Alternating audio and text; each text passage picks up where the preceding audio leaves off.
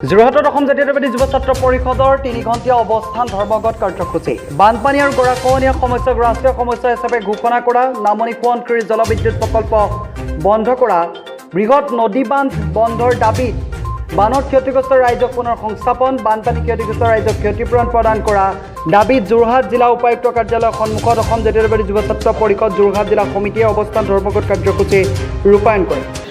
অসমৰ বানপানী সমস্যা এক দীৰ্ঘদিনীয়া সমস্যা আৰু এই সমস্যা কিন্তু দিনে দিনে কিন্তু ভয়ানক ৰূপ ধাৰণ কৰি আহিছে। ভয়ানক ৰূপ ধাৰণ কৰাৰ পিছতো ভাৰত চৰকাৰে কিন্তু এইটো অতি অৱহেলা দৃষ্টিৰে চাই আছে আৰু অসম চৰকাৰে কিন্তু এইটো সমস্যা সমাধান কৰিবলৈ কিন্তু সক্ষম হোৱা নাই। অসম চৰকাৰৰ বান নিয়ন্ত্ৰণ বিভাগ নামৰ এটা বিভাগ আছে, যিটো বিভাগে মাত্ৰ মাটিৰ চাপৰ দি মাটি ভেটা দি পেলাই নৈ বাধা দিবলৈ চেষ্টা অব্যাহত ৰাখিছে।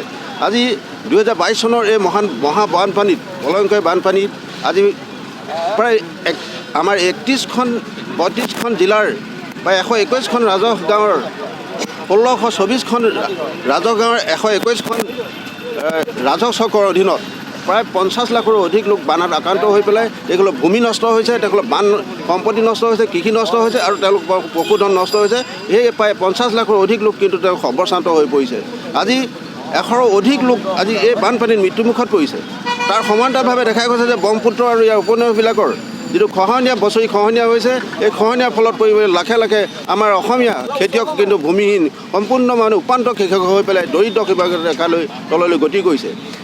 এই বানপানীৰ কিন্তু মূল সমস্যাটো বছৰি বাৰিষা কালত বানপানীৰ সৃষ্টি হয় বিভিন্ন নৈ উপনৈ গঢ়ি থকা অসমত আৰু ইয়াত অতিকৈ প্ৰভাৱ বিস্তাৰ কৰিছে যে অসমৰ যিখিনি উপনৈসমূহত বিভিন্ন দাম সৃষ্টি হৈছে, যে বিদ্যুৎ নিৰ্মাণৰ কাৰণে যিটো বান নিয়ন্ত্ৰণ হৈছে বান বনাইছে, এই বানবিলাকৰ পৰা বাৰিষা কালত অতিৰিক্ত পানী এৰি দিয়াৰ কাৰণত কিন্তু এই বানপানীয়ে কিন্তু অতি ভয়ানক কালান্তৰ ৰূপ ধাৰণ কৰিছে। ইয়াৰ উদাহৰণ হিচাপে আপোনালোকে ইতিমধ্যে দেখিব যে নামনি অসমত কুৱেচি ভূটানস্থিত কুৱেচি নৈৰ পৰা হঠাৎ পানী এৰি দিয়াৰ কাৰণে আজি নামনি অসমৰ সৰ্বশ্ৰান্ত হৈ পৰিছে। গোটেই মানুহ মৃত্যুমুখত পৰি বিভিন্ন শেষ হৈ গৈছে। আজি লাংপি প্ৰজেক্টৰ পৰা পানী এৰি দিয়াৰ কাৰণে আজি নগাঁও ডিষ্ট্ৰিক্টখনত সম্পূৰ্ণ বিধ্বংসী ৰূপত বানপানী সৃষ্টি হৈছে।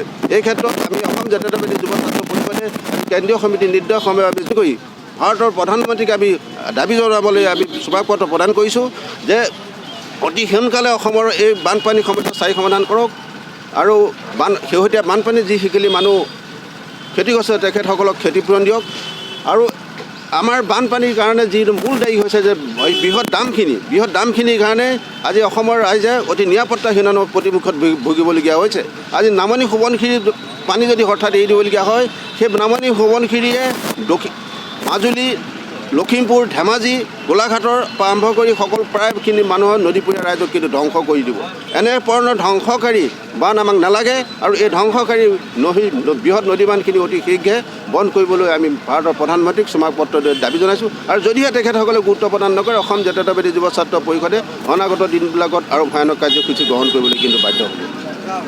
অসমৰ বানপানী আৰু গৰাখহনীয়া সমস্যা ৰাষ্ট্ৰীয় সমস্যা হিচাপে ঘোষণা কৰা আৰু শেহতীয়া প্ৰলয়ংকাৰী বানত যিসকল লোক ক্ষতিগ্ৰস্ত হৈছে তেওঁলোকক উপযুক্ত সাহায্য প্ৰদান কৰা, পুনৰ সংস্থাপন দিয়া আৰু সমান্তৰালভাৱে বৃহৎ নদী বান্ধ বন্ধ কৰাৰ দাবীত আজি অসম জাতীয়তাবাদী যুৱ ছাত্ৰ পৰিষদৰ কেন্দ্ৰীয় সমিতিয়ে ৰাজ্যজুৰি প্ৰতিবাদী কাৰ্যসূচী ঘোষণা কৰিছে আৰু এই কাৰ্যসূচীৰ অংশ হিচাপে আজি অসম জাতীয়তাবাদী যুৱ ছাত্ৰ পৰিষদৰ যোৰহাট জিলা সমিতিয়েও যোৰহাট জিলাৰ উপায়ুক্ত কাৰ্যালয়ৰ সন্মুখত এই অৱস্থান ধৰ্মঘট কাৰ্যসূচী ৰূপায়ণ কৰি প্ৰতিবাদকাৰীসকলে এটা কথাই কেন্দ্ৰীয় চৰকাৰক সকীয়াই দিব বিচাৰিছে যে আজি বছৰ ধৰি অসমত বানত জুৰুলা হৈ আছে। বান আৰু গৰাখহনীয়াই অসমত ভয়ংকৰ ৰূপ ধাৰণ কৰি আহিছে, কিন্তু বিভিন্ন সময়ত আমি দেখিছোঁ যে কেন্দ্ৰীয় চৰকাৰসমূহে এই বান সমস্যা বা গৰাখহনীয়া সমস্যা সমাধান কৰিবলৈ তেওঁলোকে কোনো ব্যৱস্থা বা পদক্ষেপ গ্ৰহণ কৰা নাই।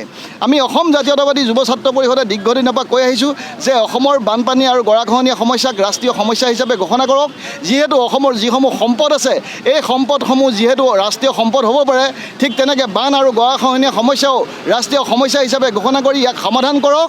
কিন্তু কেন্দ্ৰীয় চৰকাৰখনৰ তথাকথিত প্ৰধানমন্ত্ৰী নৰেন্দ্ৰ মোদী ডাঙৰীয়াই ইয়াত কিন্তু তেওঁ নীৰৱ ভূমিকা পালন কৰি আহিছে।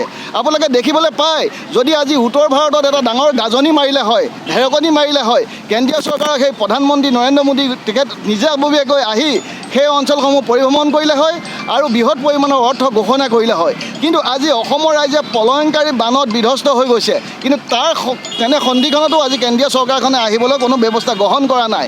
তাৰ সমান্তৰালকৈ আপোনালোকে চাওক, এতিয়া বানত ককবকাই থকা যিসকল লোক আছে, এই লোকসকলৰ উপযুক্ত ক্ষতিপূৰণ আজি অসম চৰকাৰে দিব পৰা নাই। কিন্তু কেন্দ্ৰীয় চৰকাৰে যদি উপযুক্ত পুঁজি ইয়াত যোগান ধৰিলে হয়, আজি সেই বানত ককবকাই থকা লোকসকলে হয়তো নিশ্চিতভাৱে এই সমস্যাত সকাহ পালে হয়।